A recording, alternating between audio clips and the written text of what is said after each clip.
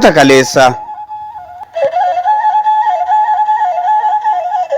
Gootonni Oromoo aarsaa kafalanii lammii bilisoomsuuf lubbuu ofii dhabanii galanni haa ta'u isaaniif ammallee qabsoo isaaniitiin ija kan bananne. Qaanqeen qabsoo sabaa isiniin jalqabdee Oromiyaa guutuu keessatti hangaate kallattii afraniin goota danuu dhalte kumaatama kaaftee xiiqii itti hortee dhiiraaf dhalaan jenne hunda qabsoof kaafte. Leenci ilmaan Oromoo kutannoon kaanii sodaa tokko malee qabsoodhaaf bahanii kutaa Oromiyaa hundarra yaa'anii kaayyoo tokkoof duuluuf irratti toltaanii gootonni jajjaboon marii taasisanii qabsoo sabaa cimsuuf bosona seenanii hidhannoo cimsachuuf osoo imalanii wanti hin yaadamne isaan mudateeni shiftaan itti bahee gufuu itti ta'ee bobbaan guyyaa sanii jalaa fashalaa'ee lubbuun jaallan qaalii gaafas biyyoo ta'e. Bu'aa bahiin qabsoon qabdu waan beekaniif hedduu hirrifannee murtee diinaa saniif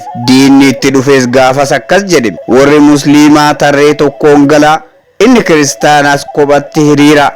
jedhee itti himnaan naasuun qaban danuu nuti Oromoodha gargar hin baanu amantiif kutaadhaan yoomuu waliin qoonnu duunee banna malee erbuu keenyan diinu. Dhugaa qabatanii irratti cichanii waadaa saba isaanii jaalummaan cimsanii qaalii lubbuu isaanii itti wareeganii xuree qabsoo sabaa warri nuuf saaqanii seenaan ni yaadataa gootota kaleessa iddoo olaanaa qabdu onnee ummataa keessa siidaa hin dulloomne dhiigaan siif barreessa ebli dhufee darbus yoomuu sin leellisa dhaloonni qubeedhaa waadaa ni haaromsa Oromoof Oromiyaa bilisa ni baasa jennee waadaa gallee erbuu haaromsine dirqama lammummaa sinirraa fudhanne irree jabeessine qeerroon tokko taane dhiigni sabboontotaa dhangala'ee nafu gumaa keessan baasu lammiin ciisee rafu tokkummaadhaan kaanee diina ni cabsina Oromiyaa bal'oo ni bilisoomsina. Dhaloonni qubeedhaa kutannoodhaan kaanee